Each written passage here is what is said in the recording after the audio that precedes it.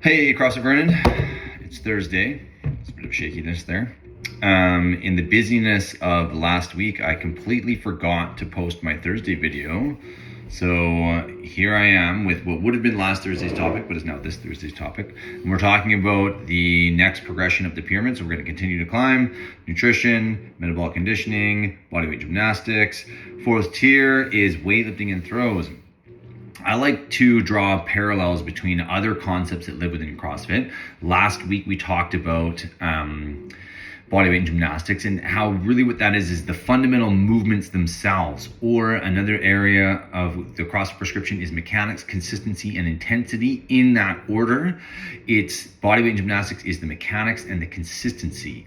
It is mobility and movement. Can you do it?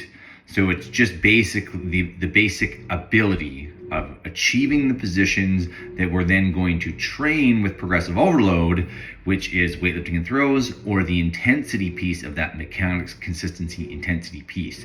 And this ends up being this kind of back and forth relationship between, can you do it? Let's add some intensity. Okay, and then we need to maintain our mechanics and consistency. Now we can layer on some more intensity. We come back and forth, back and forth, back and forth.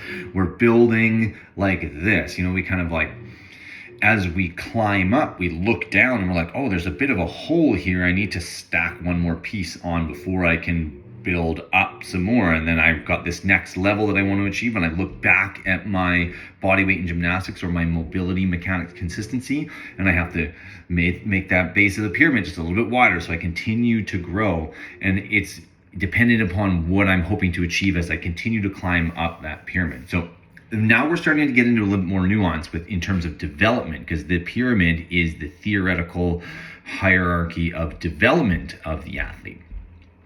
So, intro spiel, long-winded and over. Weightlifting and throws, it is intensity. I measure intensity in 4 different domains. These domains are load, speed, fatigue, and complexity. Load is first. It's the one that we're going to be most familiar with. Simply would be like weight on the barbell. Can you do an air squat? Okay, hold this kettlebell. We've added intensity to that movement by having you hold in kettlebell, by adding additional load. Okay, your best back squat is 300 pounds.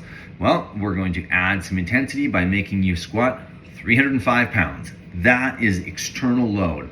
Another way that we can add intensity is by changing leverages. So I'm actually filming this video on Tuesday, September 12th. If you came to class today, you did the exercise Dragonfly.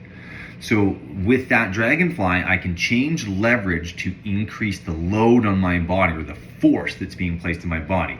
If I keep so here's my Dragonfly. I come up. If I come down with flexed hips, there's not a ton of load through my core. But if I come up and I lower out and really reach and extend with extended hips, there's tons of load on my core. We see this, gymnasts are the kings of adding load, kings and queens of adding load through changes in leverage. The levers that they do, the holds, the planches, all of that type of stuff is increasing intensity by load, by leverage. And then the other thing that we can do is kind of like condensing the load into a smaller area of our body. So think of like, instead of a push-up, doing a one-arm push-up. Instead of doing an air squat, doing a single leg squat. Now we've got the same amount of load, but we've got less working muscle. So it's kind of like a roundabout way. Instead of, it's like an addition by subtraction type of thing. Instead of me just putting more weight on the barbell, holding heavier kettlebells, all of that stuff, what I'm going to do is I'm going to remove the amount of support that I have with my own body. So instead of 2 legs working, I have only 1 leg working. There's more load per unit of work. So it's kind of the same as adding external load, but instead we're just pulling things away. So load is the first one. Speed, second. How fast we perform a movement. How we add speed is going to change the way that our body moves. Think of like an RDL. So we've got our barbell and we're just going to simply hinge forwards at the hip, stand back up. It moves to below the knee, or maybe like middle of the shin, some sort of position of hamstring tension, and then we stand. It's very basic. But then when we do kettlebell swing, we go down and up as quickly as possible. And when we start doing kettlebell swing, we start to notice different compensations in people. Maybe there would be a rock forwards, backwards to the feet. The legs, they do this kind of like double knee bend, or the back can get into too much extension.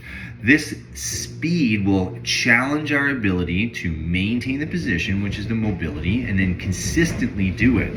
So that's how speed is going to affect it. Another example would be deadlift and clean. A deadlift is lifting the bar from the floor to the hips. I don't know if you guys can hear that, but my washing machine is going bananas right now.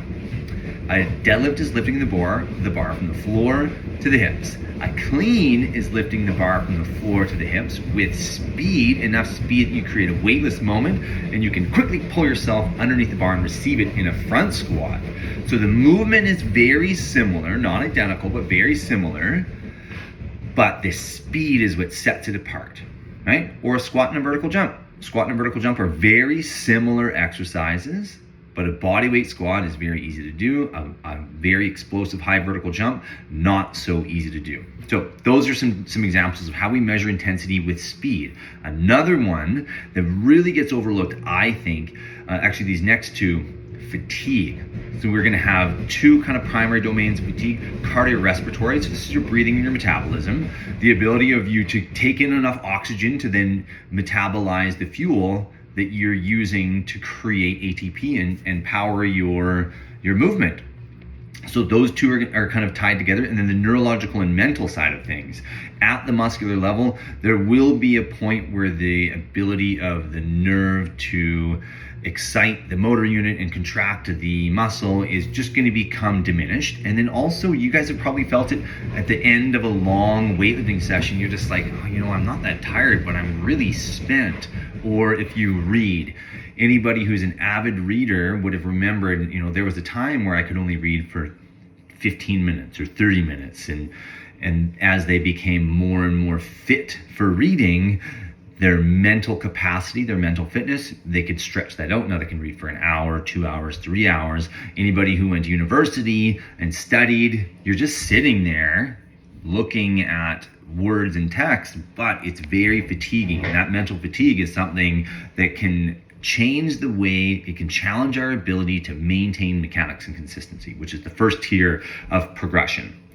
And then finally, we have complexity. Complexity is the integration of things like balance and coordination, accuracy, timing, and muscle synergy. So we do something like a split squat is a little bit easier to perform than a bilateral squat. It comes earlier to us than does a bilateral squat. So it's something that is a little bit easier for us to grasp. Straight down, straight up. The load is probably a little bit higher, so we might need to use something like a dowel or an assistance. But to perform a pretty good split squat is usually hard or easier than to perform a pretty good bilateral squat. And that's because of the balance and coordination that goes into this stuff. Accuracy, like I can throw a ball, maybe I can throw it pretty hard, pretty far, but to throw it accurately is another skill in and of itself. Timing, this is one that we experience in the weightlifting side of things, the Olympic weightlifting side of things, all the time. The bar is crashing down on us. The timing as it comes overhead is just not quite the same. Muscle synergy, when we're learning how to contract different muscles in synergy, in almost concert, right? Like certain muscles need to relax, certain muscles need to contract. As we start getting towards more complex exercises, air squat, wall ball. Now we need to time the explosive part of the legs with the throw of the arms, the catch of the ball with the squat. So we're not just doing squat, throw, catch, squat. A good wall ball is squat, throw, catch. Now we can time and add in the breathing. If you've ever been to any of my classes, I love to coach different types of arm movements. We can hold our arms straight up overhead on weight. It's very simple. It's not very complex. It's very easy to execute on, but it can be a little bit more fatiguing. So we can add things like bringing the arms down to a rest position, throwing in the windmill. Different box jump overs are an example of complexity. The easiest way to jump over a box is just to jump straight over the box.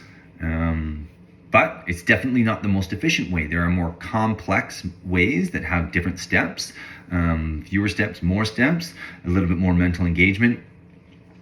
creating that coordination, accuracy, timing, and challenging our balance, that is the real heart of complexity. And we can continue to drive that up to challenge our ability to maintain mechanics and consistency, which is hitting the positions that we're trying to train.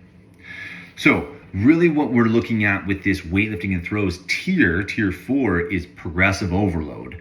How many different elements of intensity can we add to the position, the squat? How many ways can we challenge the squat to make it better, to improve your athleticism as an individual, whether that be an athlete, a sport athlete, or an enthusiast, somebody like myself who likes to do all kinds of things like jujitsu and mountain biking and running, and if somebody says, hey, let's go try this, well, maybe golf, right? Any of these things.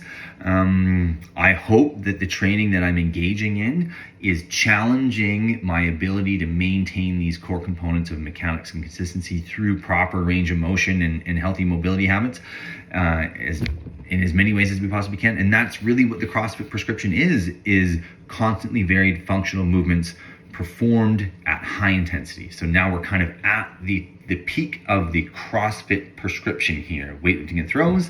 And then as we graduate into our topic of discussion next week, it will be sport and how do we look at sport. So quick review, weightlifting and throws. 4th tier, we're calling it mechanics and consistency, or as we're calling it intensity. We've got bodyweight and gymnastics is our mechanics and consistency. Weightlifting and throws is our intensity. We measure intensity in 4 domains: load, speed, fatigue, and complexity.